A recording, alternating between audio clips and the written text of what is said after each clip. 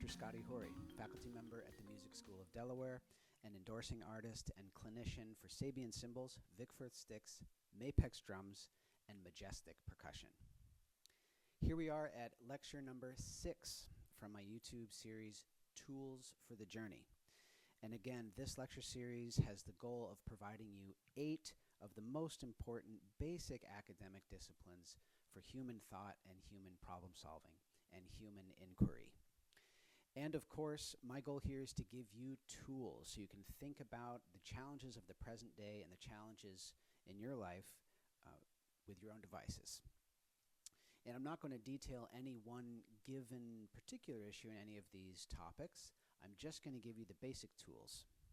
So today we're going to be talking about tools for understanding social issues. And we all know today that there's a lot of open debates about social issues, political issues, socio-political issues, and it seems like everybody has an opinion, and actually everyone has a long-winded opinion. And it's difficult to make sense of all this, and it's even difficult to converse about some of these issues to begin with. So what I'm going to do today is I'm going to help you understand that not only are these things we can talk about personally, and this is United States, and we all should have freedom of speech and the right to assembly and the right to be able to discuss and debate all these things personally, but also that these things are studied in what's called the social sciences. So there's a lot of methodology and tried and true methods in the disciplines of sociology, clinical psychology, economics, political science, public policy, public health, that involves studying these things with very large pools of people using elaborate methodology. And if one does have a serious position about one of these issues, if they feel strongly about one given issue or another, that person should have a robust argument that's based on a lot of the scientific research. And what I mean by scientific is social sciences in the disciplines I just mentioned. So again, I'm not going to detail what's happening in current events with any one given issue, and I'm most certainly not going to spend 30 minutes here talking about my thoughts or feelings about any one given issue. But just to name a few to put that on the playing field, a lot of people are now discussing things such as economic equality or inequality, the socioeconomic divide and inflation, race and gender and racial and gender inequality or equality, medical statistics and public health issues, COVID-19 related issues, of course, case rates, vaccine data, et cetera, et cetera. And again, these are all issues that exist in the landscape of our social structures, our political structures, and our economic structures. And they demand that we're at least educated a little bit in the social sciences and how some of these techniques and strategies work if we're going to take them seriously. So to get started with this, people usually see news articles or social media posts, and they just end up sort of discussing their favorite opinions around the dinner table, or sometimes to the great misfortune of a family, at a family get-together, and it creates some tension at a family get-together, which is sort of unfortunate. And also saying that, there's a lot of bias happening that can be very confusing. So various news sources, political representation, or financial incentives can be very biased, and it can be very easy to say yes to some of these ideas, or to pull you towards a certain yes or no about a given issue. And we lose our objectivity in many cases. So one of the first challenges I'm going to talk about in today's lecture is I'm going to go back to this idea about a narrative. And I'm going to use this term, narrative, and I'd like for you to recall from the philosophy lecture, we talked about this when we were talking about epistemology. What exactly is a narrative? Well, it's an unspecific thing. I try to define it as a cloud of mental, psychological, statistical data and personal opinions and thoughts which point to a general idea. The idea could be something ethical, it could be something with values, It could be something that's either right or wrong. And it's important to understand that just from an epistemic or epistemological viewpoint, that's one orientation, okay, a narrative. And each of these particular bits that you get from this narrative have different degrees of epistemological value. And the popular opinion now is that everyone's opinion matters, but the real truth is that certain opinions have more epistemological weight than others. And of course, that depends on what you're talking about, if you're talking about something that's more objective or more subjective. But it's important to understand that we're susceptible to all these sorts of things. 100% of people are susceptible to these properties. And this idea about a narrative, if you believe a certain narrative, and I'm going to give you some examples in a minute, it's also difficult to disprove. It's difficult to prove and it's difficult to disprove because the sense of the narrative is so strong. And it goes back to also what we were saying about storytelling, and that a good storyteller can entrap the listener with curiosity and emotional interest, which makes narratives confusing and difficult to follow, especially if you're talking about an important issue. And words, if someone uses the word widespread, for example, it's a widespread idea, or this is widespread. These words by nature are subjective and they can be deceiving. And sometimes a narrative can be dangerous because sometimes they lack a specific case to study. Therefore, it's better to discuss or approach an issue on a case-by-case scenario and at face value, and use more specific facts, statistics, data points, and examples. So what are some examples of these narratives? I'll start by a few that I hear sometimes that I've heard throughout my career. Classical music is stiff. Okay, that's a narrative. And like I said, it's not necessarily true or untrue. It's a general epistemological orientation. And again, it's going to be perhaps substantiated with language, with emotion, with data points, with statistics, with personal opinions, et cetera, et cetera. Okay, I'll just read a few more. Another one that I came in contact with, a narrative in my life, is rock music should not be studied in academia. And again, we're not to say that it's true or untrue or right or wrong or of value or of no value. That is a particular narrative. And depending on who's talking about it, it could be very convincing or not convincing. Here's a few others that seem to be popular in just public discourse and public debate nowadays. United States is a fundamentally Christian nation. Okay, again, whether we disagree or agree with that, that's a narrative. There's no hope for the environment. Again, whether you agree or disagree with that, that can be a strong narrative depending on who to talk to. Here's a few others. Capitalism is unfair. Here's a few others. United States is fundamentally racist. Or American police abuse power and mistreat black people. So again, these are all various issues that are being discussed now. And whether or not you agree with the narrative, disagree with the narrative, or maybe you're somewhere in between, we have to understand that from a psychological standpoint, based on where we're hearing the story, is going to orient us in a different way. So what we're going to do is now disassemble a little bit on an academic level what it might look like to get to the root of a challenge, or an issue rather, in social sciences, economics, political science. From an academic and scientific perspective, what does it mean to really unpack and try to find the truth a little bit deeper than just personal opinion? And the first thing I'll say is I would like to caution people from tribalizing into political parties or political interest. We shouldn't always assume that a given issue is linked at the hip with a certain political orientation. Again, whether that might be so or might not be so, it creates a distortion and a conflation that's going to disable you from thinking about the given issue with clarity and with specific detail and without confusion.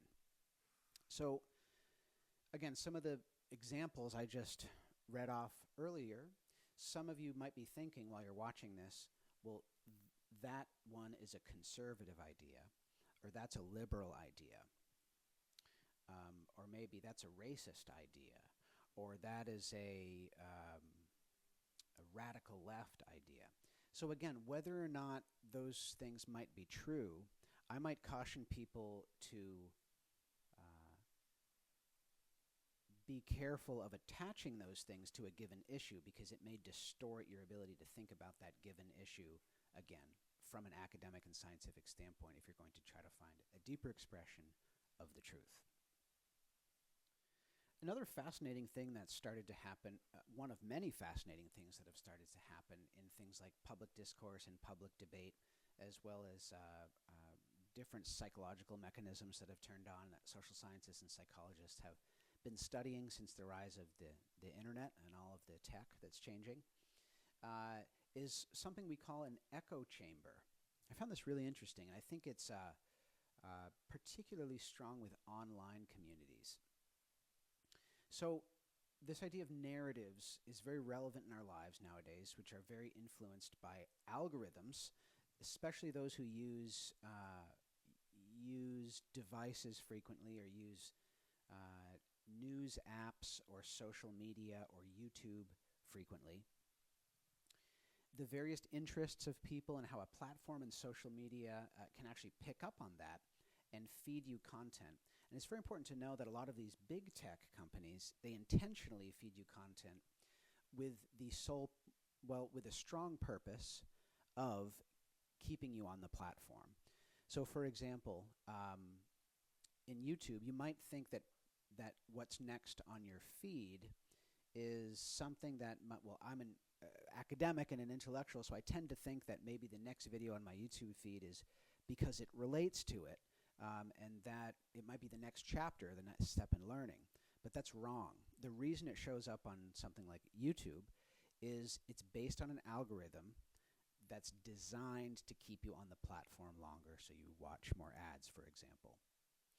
So in this regard, it's not a very good marker for searching for what we can loosely call the truth, and it's very easy to get sucked into what Dave Rubin calls an echo chamber, which is a really interesting kind of, I don't think that's an official term in social sciences, but it's an interesting phenomenon in the social science. I'm not sure what it's actually called.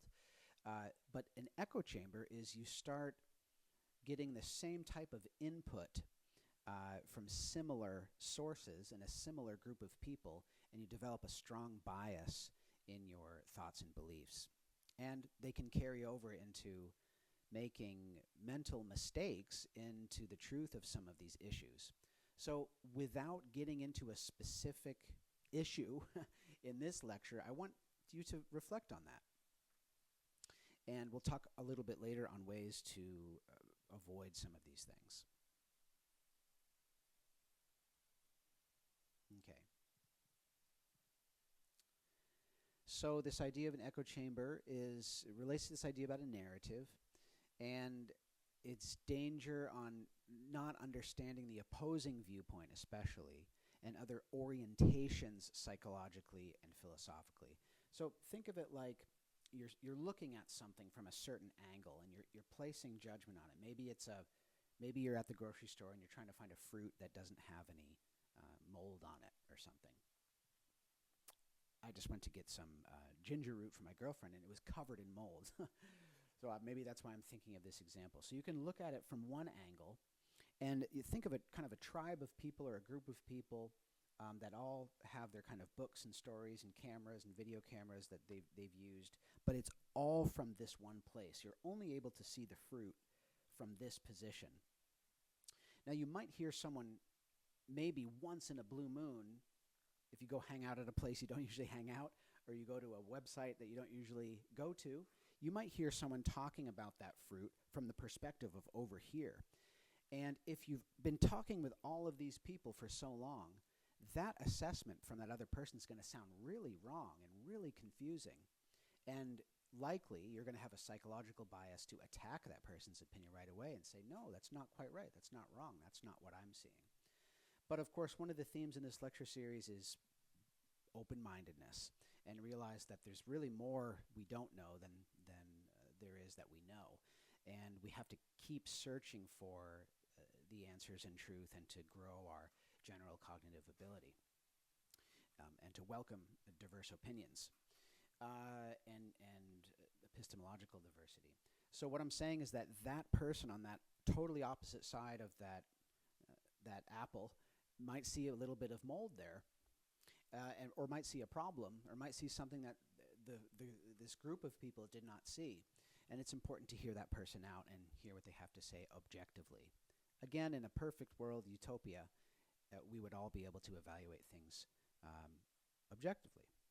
And obviously that's not 100% possible, but we certainly need a reality check with this type of issue.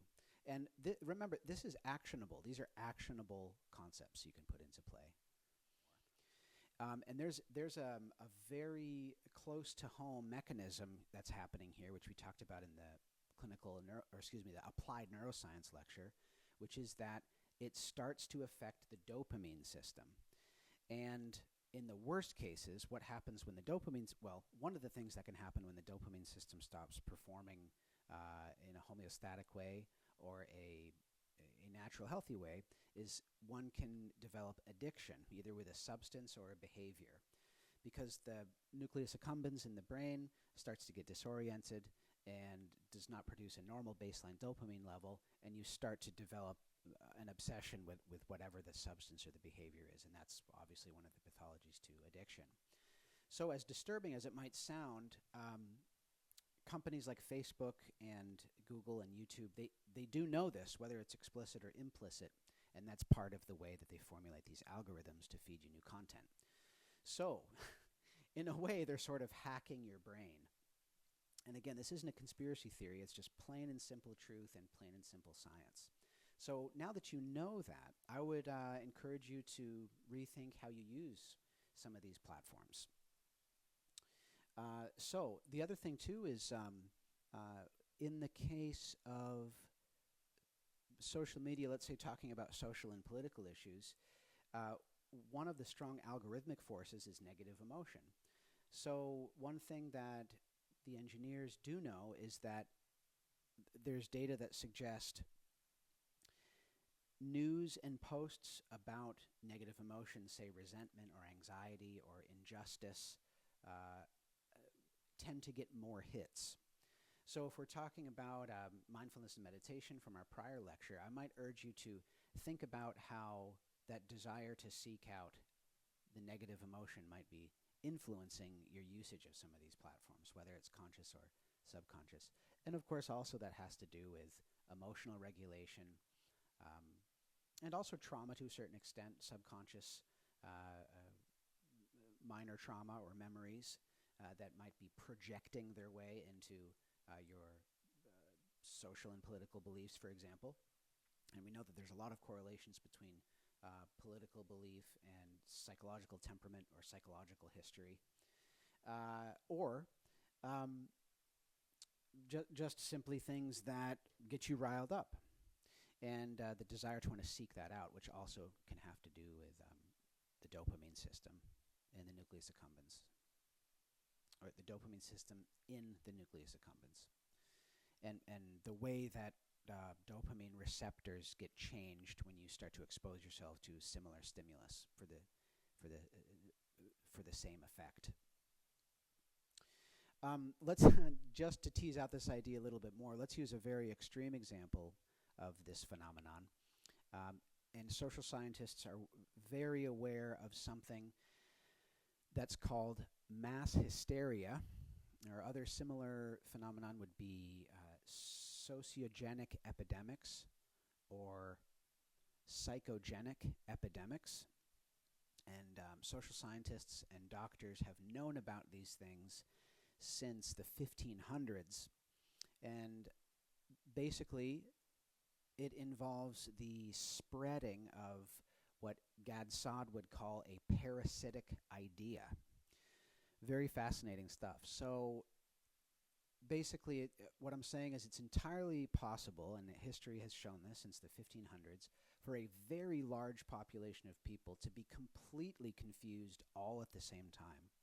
And the argument that a large group of people believe it's true does not necessarily make it more true. So again, this is just basic epistemology.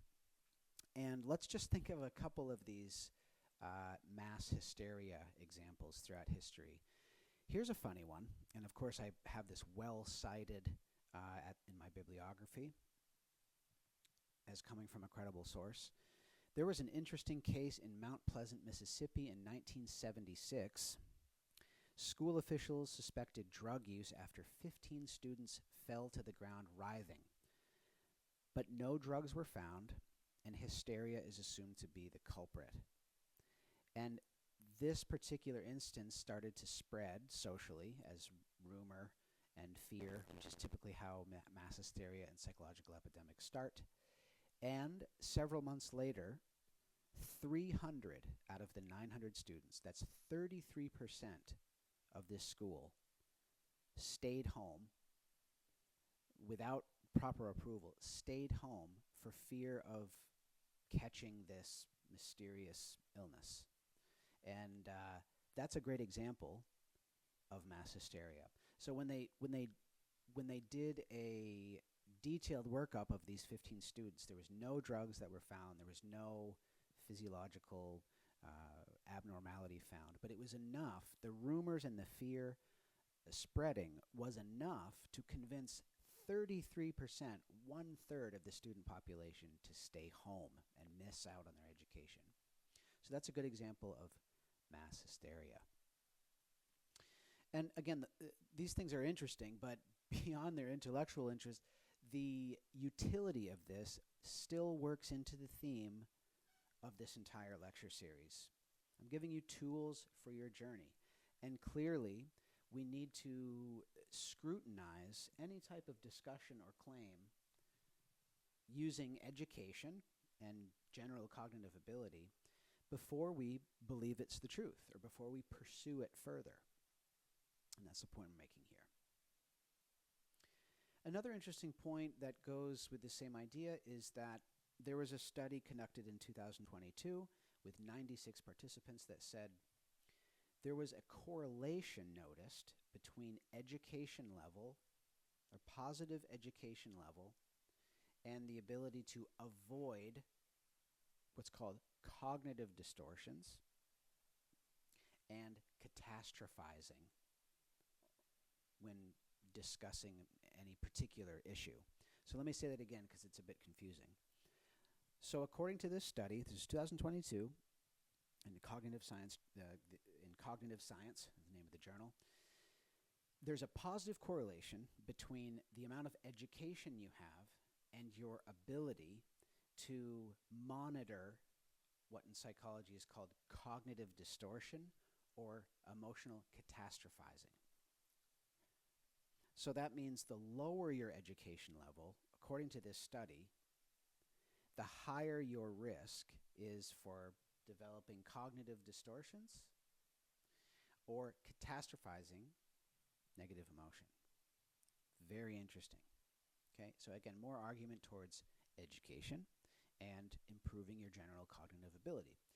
So you're more equipped to handle some of these challenges, such as what we're talking about today, discussing social issues, discussing political issues, understanding challenges in social sciences and economics and politics. Okay, let's do a little introduction into another specific topic within the social sciences. And that's, well, two things here. Qualitative data and psychometrics. Okay, so let's understand what both of those terms mean. Techniques used in the social sciences to observe and understand human behavior and trends and pathologies of human behavior, especially social interactions. That's what we're talking about here. And we need to use methods and observational analysis and systematic vehicles for more objective understanding. And we can use objective models and methodological techniques to understand things that are subjective. Okay, and that's a bit confusing, but as you'll see how it works here. So let's talk about the difference between qualitative and quantitative. I think, loosely speaking, quantitative is a bit easier to understand and easier to study because it involves numbers and metrics. So in medicine, quantitative is looking at the measurement. If you look at someone's hemoglobin A1C and it's 7.0, you can look at someone else's hemoglobin A1C and it's 9.5. So that's an example of quantitative data. We can say exactly that one is lower and one is higher, and we can see that very specifically. Qualitative is similar in that it's still data, and you can methodize it into large objective claims, even though by nature it is subjective. And it's a little bit trickier to study. So what does qualitative research look like? Things like questionnaires, or things like personal narratives, or asking people to describe an experience, or perhaps asking people to somehow narrate or maybe even draw or sing, or any type of subjective gathering of information. Now, how do we methodize that? Well, we have to come up with a scrutinized way to understand descriptive words. And again, that can be done algorithmically. And eventually what happens is you do the same procedure, you do the same procedure to gather subjective information from one person, and you replicate that same process with, let's say, 100 other people. So you get 100 subjective bits of information, and then now you have your data. You have your qualitative data, and then you can come up with a manifesto of what that data looks like quantitatively, and then you can start to make some assertions. But it's all based on qualitative evidence. And qualitative in the social sciences usually means smaller groups of people. Like I said, surveys, questionnaires, sometimes multiple choice. Sometimes involves things like interviews, documentaries, gathering personal experiences. And with qualitative, usually what we're talking about is things that are descriptive. So in the social sciences, what does quantitative data look like? It usually involves larger groups of people, and in some cases with studies in medicine, it can be thousands of people, or longitudinal analyses, sometimes over 10 years, can be tens of thousands of people. And usually involves a number of variables, which is why you need to take a methodology course, is to understand how to tease out those things. And usually involves a hypothesis of some kind. Psychometrics is another interesting technique that social scientists use, especially in the clinical psychology field, in the research psychology field.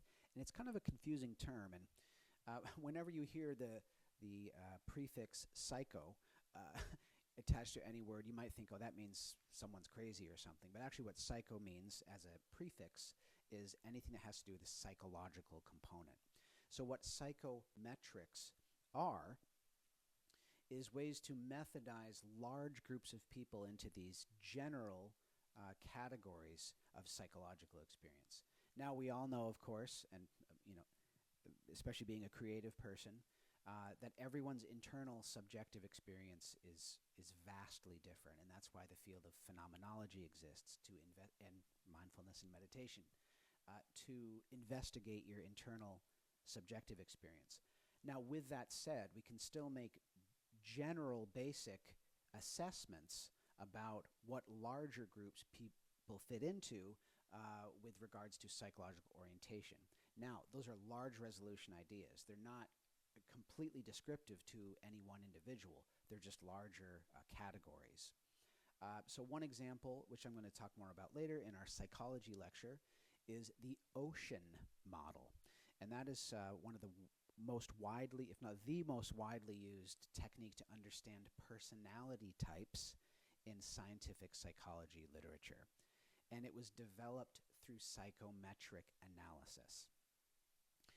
Ocean stands for the 5 personality traits, or 5 dimensions of personality that, according to psychometric research, which involves the understanding of descriptive words and large pools of people responding to descriptive words about, their behavior, their thoughts, how they might handle situations or interactions with others. And the 5 that were eventually deduced were what you can scientifically say in the field of psychology are the 5 dimensions of personality. And ocean stands for O-C-E-A-N, or rather, that's how you spell ocean, and each of the traits starts with those letters. So O is for openness, C is for conscientiousness. Of course, I always think about my girlfriend because she's very highly conscientious. E, which is extroversion, A, which is agreeableness, and N, which is for neuroticism. So those are 5 dimensions of personality. And the important part to understand is that they're deduced by psychometrics, not by some, opinionated social worker who would publish something on Bantam Books or something. They're deduced based on psychometric research. And like I said, the psychometric ideas, the psychometric method is executed by taking certain descriptive words like playful, joyful, exuberant, irritated, and these sort of descriptive words, and doing things like questionnaires or interviews or multiple choice, and making large picture a categorization based on the types of responses people give. And we're talking about large pools of people too, hundreds and thousands. Another thing that's frequently misunderstood when talking about social issues, political issues, or economic issues is something that you learn in any social sciences degree literally the very first day of college, which is the axiom that goes as follows. Correlation does not equal causation.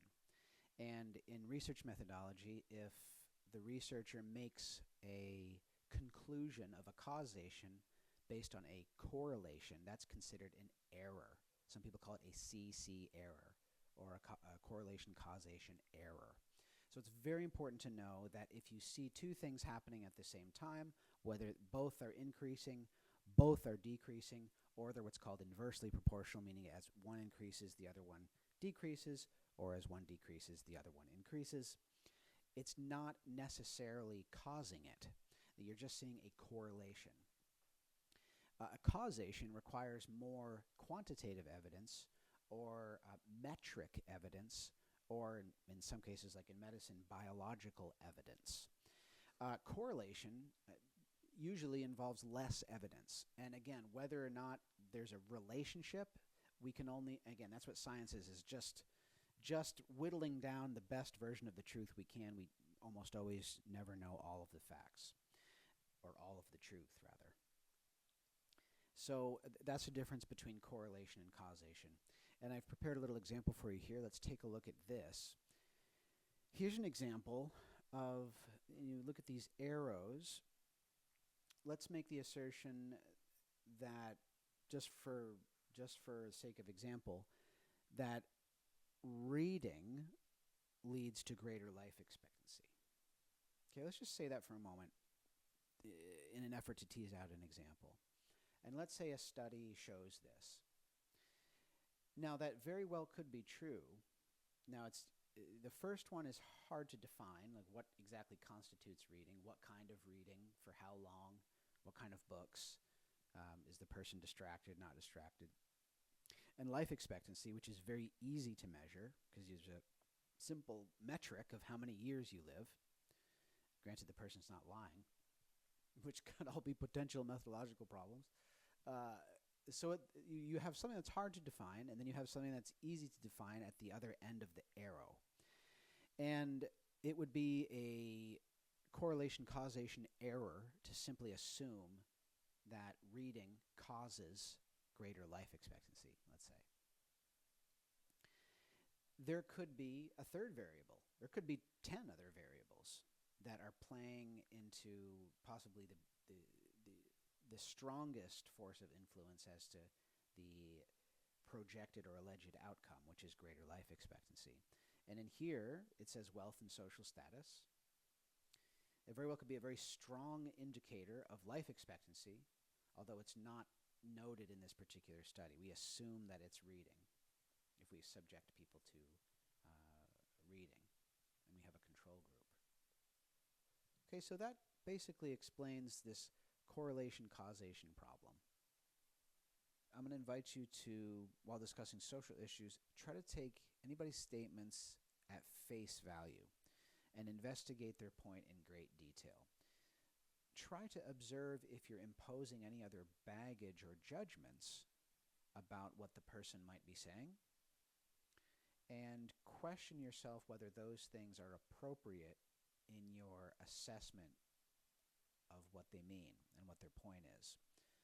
So try to be a good listener and seriously consider the point of the other participant in the discussion, and try to place yourself in their shoes.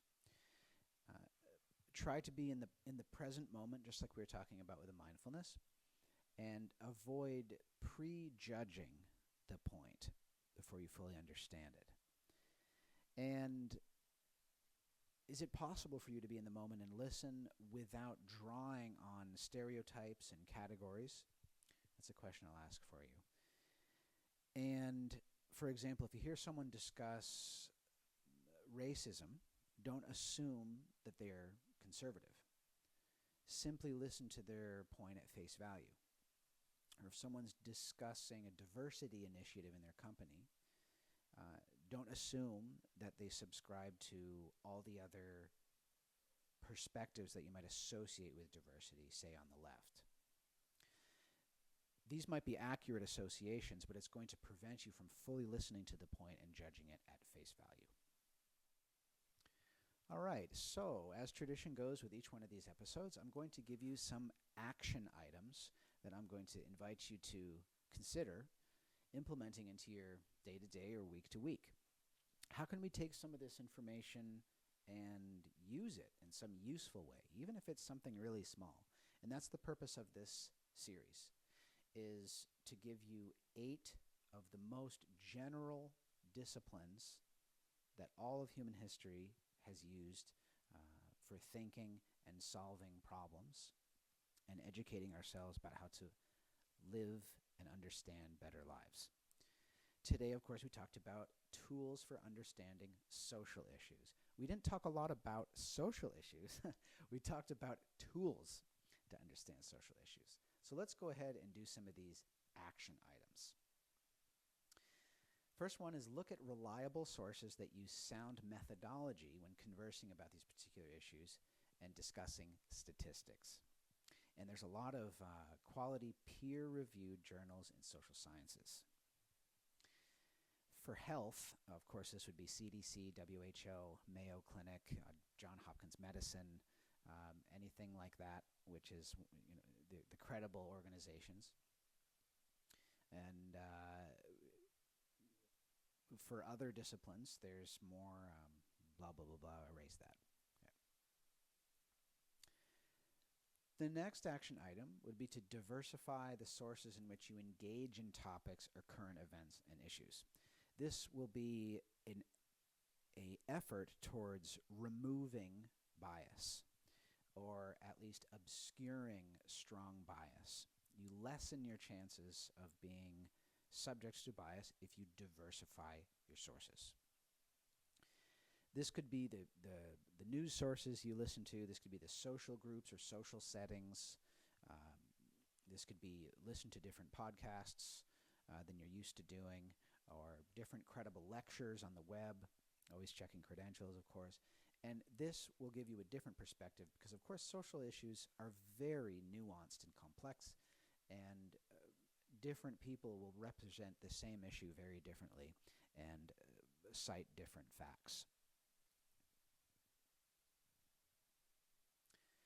next action item would be to deliberately search for the in-depth information about the opposing viewpoint that you currently have. So what I find happens, well, in a lot of people I know and also my college students, is that if they're interested in a topic or feel convinced of something or feel interested in something, they'll search for ways to affirm that. And in research methodology, we call that confirmation bias. We're searching for someone to tell us that we're right. And I believe, I think it's Cornell, in the research department, they have this saying, don't fall into the trap of going to provemei'mright.com. Which is saying, of course, if you have a theory or an idea or a belief, all you have to do is Google search it and you will somehow be affirmed. So an exercise to counter that phenomenon, which could be toxic to your educational well-being, is to intentionally search the opposing viewpoint. So if you have if you're particularly strong about a public policy or an idea that was passed in Congress or something you feel very strongly about, intentionally try to look at the other viewpoint and see if you can prove yourself wrong. And that would be a good exercise in seeing it from the other perspective. And then hopefully you'll be able to be objective about forming a new, more informed view about it. One thing I've noticed over the past 5 or 6 years is that when talking about social issues in particular, socio-political issues, frequently people have a personal experience or an episode that weighs into their opinion about the given socio-political issue. And we're all human, so we're influenced by our unique personal experiences over the course of a short lifetime. But once again, I urge you to access the front of your brain as often as you can and realize that personal experience when solving complex problems has only limited utility when you're able to look at larger pools of data. And if we're going to solve some of these complex problems, we need to look at larger pools of data. So if you have a personal experience that gives you a bias, maybe, or judgment towards a certain group of people, or a certain area of the socioeconomic landscape or the cultural landscape, be cognizant that that might create a distortion of the facts, which are nowadays very easily accessible with large pools of data which represent studies that are designed with methodology. And I'm going to use this chance again to suggest that you take a basic statistics course, or perhaps there's some online education in the form of videos by credible YouTubers or credible authors that discusses what exactly the discipline of statistics is. I find that people don't even understand what statistics are, or they misuse them, or they use them in divisive ways. Statistics can be very confusing, especially if we're talking about a smaller group of people or a large group of people, or a meta-analysis which talks about groups of larger groups of people. So statistics well, first of all, they can be accurate, they can be inaccurate, there can be methodological problems within gathering the statistics, there can be biases within the statistics, there can even be things that sound misleading and confusing.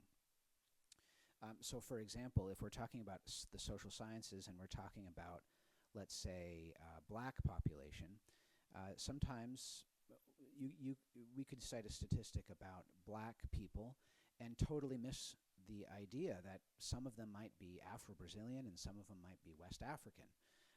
So that can be very misleading, as those are two entirely different groups of people. But if we cite a statistic that just says black people, we can lump them together. So as you can see, statistics are very layered, difficult to understand, not to mention that they can layer one another. And some people call this 3- or 4-dimensional statistics, meaning if you take a statistical point and you you put it next to another statistical point, and then you put it next to a third statistical point, you can shape a narrative that sounds very convincing, even though those are cherry-picked ideas that might end up being confusing or, in the worst cases, divisive.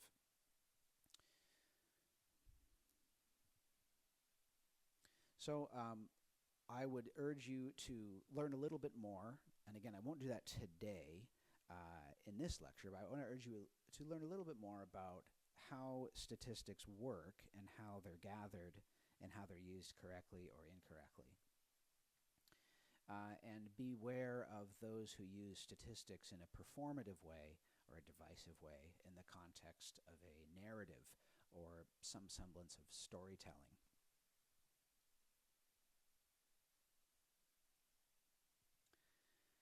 And another small tip or strategy I'd like for you to consider if you're going to engage talking about social issues in particular is to understand the difference between an objective, logical, and rational tone versus an emotional tone.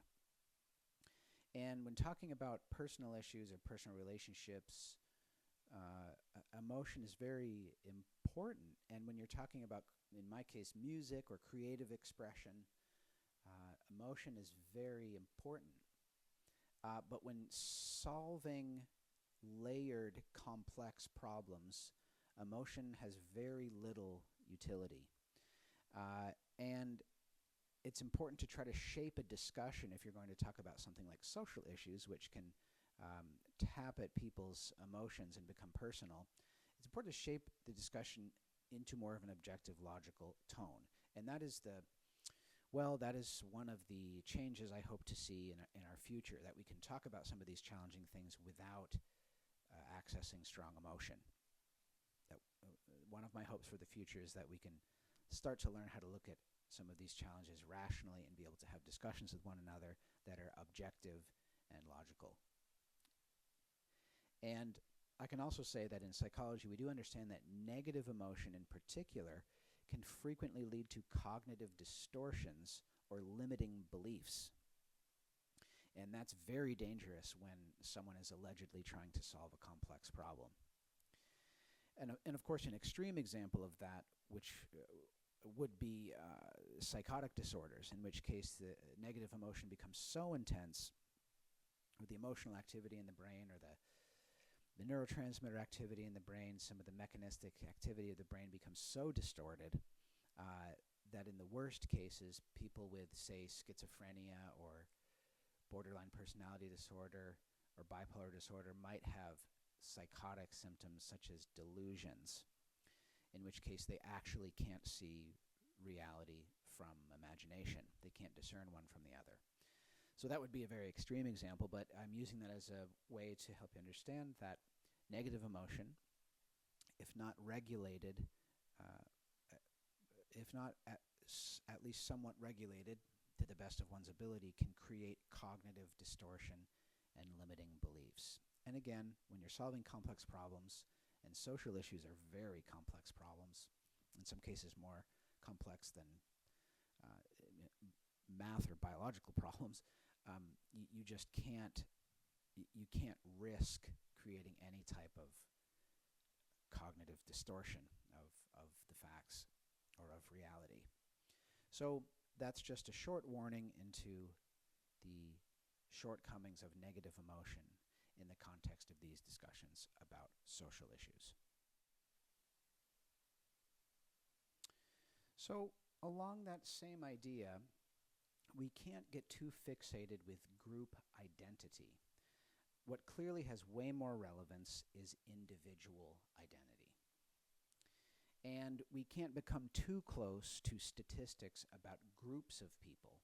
We should stay in touch with mindfulness about ourselves and mindfulness about the individuals in our immediate environment and immediate closely knit community.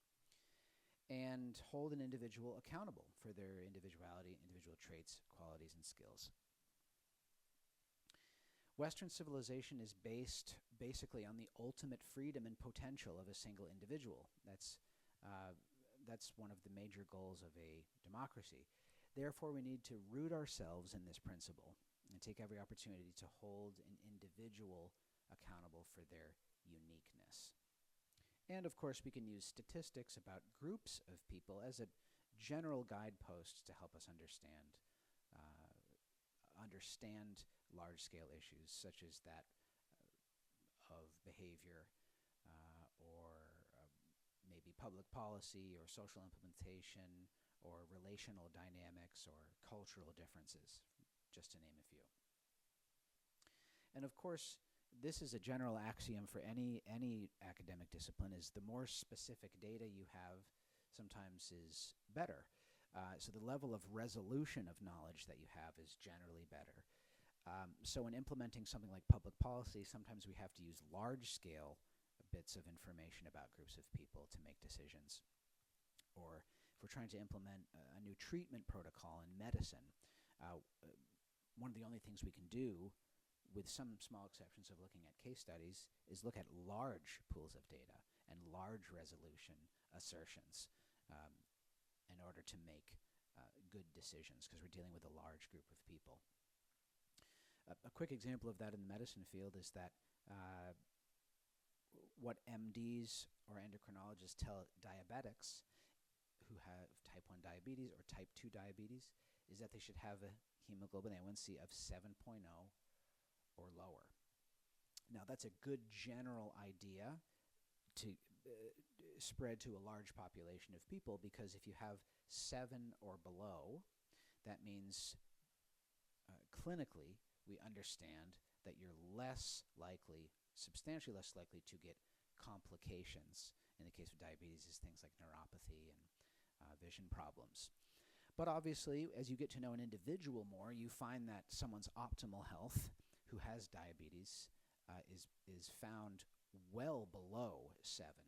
Then actually 6 and 5 and even 4 are actually something to strive for in terms of optimal health. So it works for a small population of people, but generally this 7.0 hemoglobin A1C idea is something that has utility to apply to a large population of people, because it's based on large-scale information and it's solving large-scale problems or severe problems such as neuropathy. So basically, obviously, in general, the more specific data you have for any given situation, the better. Context specific. And of course, the best and most ultimate way of having specific data, if we're talking about social sciences, is getting to know one individual. So we can't get too caught up with this idea of group identity. In fact, in many cases, it's inaccurate and problematic and very toxic to how we function as a society. The other interesting fact that I can supplement that, which is somewhat technical, is that we do understand in the social sciences that there's more variability of things such as personality within groups of people than there is between groups of people, respectively. So that's a bit difficult to understand, so I'll try to say that again. So there's more variability of personality or of trait within a group of people. Let's say Hispanic people, or let's say Danish people. There's more variability of personality within any given one group than there is between groups, respectively. So, for example, to say that there's a huge degree of variability in personality between Danish people and Hispanic people is irrelevant compared to the amount of variability of personality there is within all Danish people or within all Hispanic people. So again, that's a common misunderstanding which fortifies this same principle, which I'm talking about, which is that it's very important to get to know an individual. Quite simply put, you just never know what you're going to get when you get to know an individual, especially nowadays with globalization and diversity and international travel and the internet and how people are subject to so many different diverse types of learning and culture. So again, we should be hesitant about the utility of group identity and understanding group identity and identifying ourselves with a group, any kind of social group, whether it's cultural, racial, gender, socioeconomic, etc. The differences between men and women is a controversial topic, but from the social sciences standpoint, there's some pretty straightforward things that we can understand. It's been well established since the late 90s in the psychology literature that there's strong psychological and obviously biological differences between men and women, or humans of male sex and female sex. And what usually happens when a statistic is cited is that an individual might think that it's in reference to every individual, and that just demonstrates a misunderstanding of what statistics are at all. So, for example, there's well-documented differences between men and women, psychologically and biologically and behaviorally, but that's from the standpoint of seeing large groups of men studied and large groups of women studied. So, for example, 100 men and 100 women. So a quick example of this, without going into a huge amount of detail with the specific topic itself, is women are higher in trait agreeableness from the Big Five trait theory. Now, again, the misunderstanding that typically happens when a fact like this is cited is that the speaker somehow believes that all women are more agreeable than men. Or if you take one man and one woman, they'll always be higher in agreeableness than the man. And again, that represents a misunderstanding of what social science statistics are. So with the assertion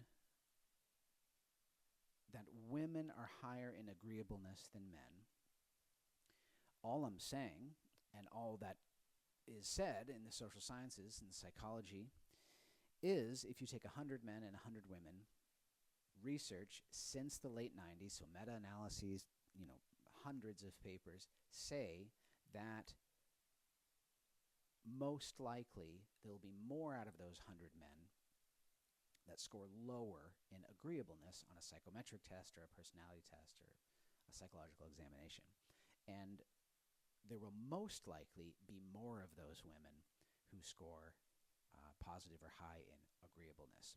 So again, that's a typical misunderstanding that I use that particular example for, is this idea that statistics somehow place a judgment on one individual, and statistics cannot do that. And I'll talk more about this in future episodes, but I can say for the first time here that it's very important we get to know individuals, that we hold individuals accountable for their traits and their skill sets and their education and their personality and their contributions and competencies and all that. We have to hold individuals accountable. And again, to place a judgment on an individual because of what we know about their race, even if it's statistically true, is still racism. And to place a judgment on a man or a woman because of what we know about men or women statistically is by definition sexist. So we have to treat individuals with respect, and we have to fully familiarize ourselves with an individual. And these assertions that we can draw from statistics, like the one I told you about a moment ago with women and men personality traits, those can serve as general benchmarkers to understand larger ideas, but they certainly shouldn't be fortifications of an argument about any one given individual. And so that's a very common misunderstanding that I hope you can understand with a bit more clarity now. The next point I'd like to share with you is somewhat of a strategy or perspective about some of these discussions that can be very challenging for some people. Depending on your education level and what the dynamic was like in conversations in your household growing up. And this particular tip I call the "don't take it personally" tip. And it's based on a misunderstanding that frequently happens when talking about social issues. So one thing we do understand about highly educated people is that they're able to stay in executive function during moments of difficulty or stress or challenge or emotional challenge. There's a lot of data to suggest that. So, for example, if you're talking about something very challenging, what we do see with very highly educated people or people with high IQ is the ability to stay in that executive function area, so the ability to stay into that logical, rational space, even when talking about a very difficult or challenging issue. Engaging in regular discussion and discourse and mutual listening is integral to developing any kind of opinion or position on any one given social issue. It's very important to have regular dialogue with others that are knowledgeable, that you trust, about these issues. And very often, over a course of time, your opinion can be flexible and change based on hearing the other perspectives of other people, and also hearing yourself and try to spell up something that you've been thinking about. So I just want to stress it's very important to keep open dialogue when you're trying to make sense of some of these nuanced issues. And I also want to say that's very consistent with roots in the Constitution and in a society that values free speech. I, along with just about anyone who's observed functional societies in history, believes that free speech is integral for a successful society and in solving complex problems. So we need to keep open dialogue and open discourse.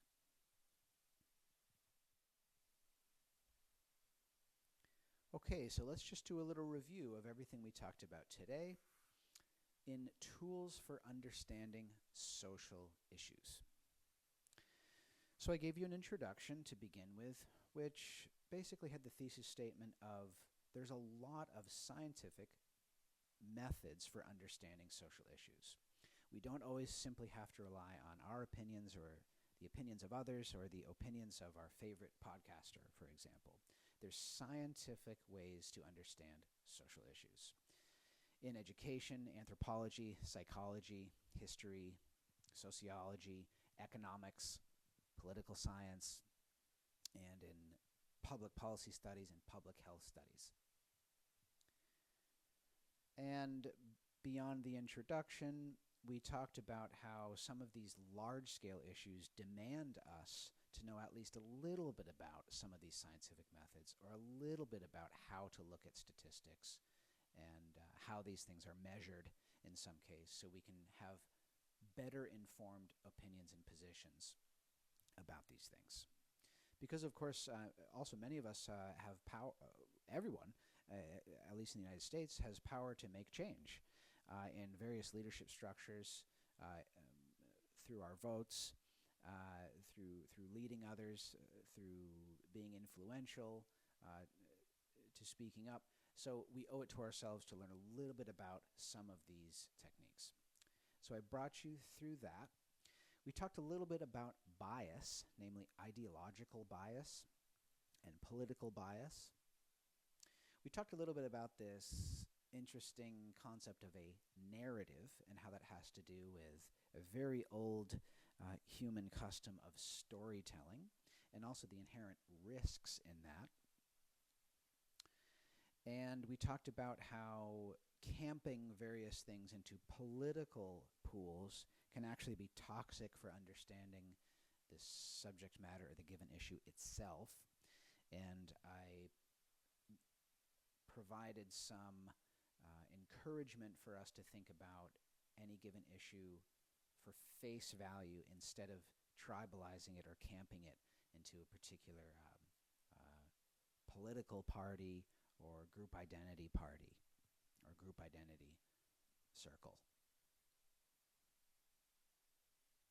We talked a little bit about this interesting phenomenon of mass hysteria, and with the goal of helping understand that it's entirely possible for a gigantic population of people to all be completely confused and misinformed all at the same time, and how dangerous that is and how easily it can happen.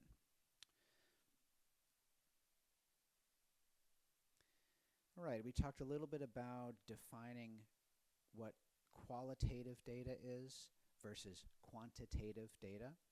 And we talked a little bit about what psychometrics are, which is, for many people, probably a confusing sounding term. And we talked about various ways social scientists gather data, and in some cases gather objective data about things that are subjective, which may sound like a contradiction, but I suggest you review that to understand how that's possible.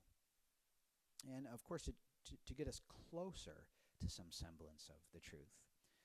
And of course, without getting into a longer-winded discussion about ontology, we never really have 100% truth. We just have the best version of it we can possibly muster. And doing some of these things, such as qualitative studies or survey or questionnaire or psychometrics, we take these subjective components and we study them and we generate objective data as best we can. And that helps. It certainly doesn't solve everything, but it definitely helps. And we also talked about the importance, in that same sentiment, we talked about the importance of getting to know individuals and holding individuals accountable for their traits, their behavior, their competencies, and skills, instead of always fixating on group identity, which is very toxic and very dangerous and even inaccurate and inefficient. We talked about the difference between correlation and causation, and how this is probably one of the most important principles to understand from the social sciences, is that if you see two things that are correlated, that doesn't necessarily mean one causes the other, or A causes B or B causes A. That requires more specific evidence. We talked about the importance of discourse and open-minded discussion and intellectual discussion, where you're interacting with someone in real time or a group of people in real time, and you're bouncing ideas back, and hopefully at the end of the discussion, everyone feels more informed on all the perspectives, and maybe each person's personal opinion or position on a given issue might in fact change. And that is consistent with one of the roots of the Constitution, which is democracy should be in the spirit of free speech, that we should be able to have open discussion about anything. We talked about the importance of not taking things personally, especially when we're referencing statistics, not individuals. And we talked a little bit about statistics. Thank you so much for watching this episode of Tools for the Journey. I'm Dr. Scotty Horey, faculty member at the Music School of Delaware, and I want to thank you for giving this one some thought. This is probably one of the more challenging ones to methodize, but I hope you find that all these things are useful when you engage in the responsibility of discussing social issues that our country is facing and the world is facing.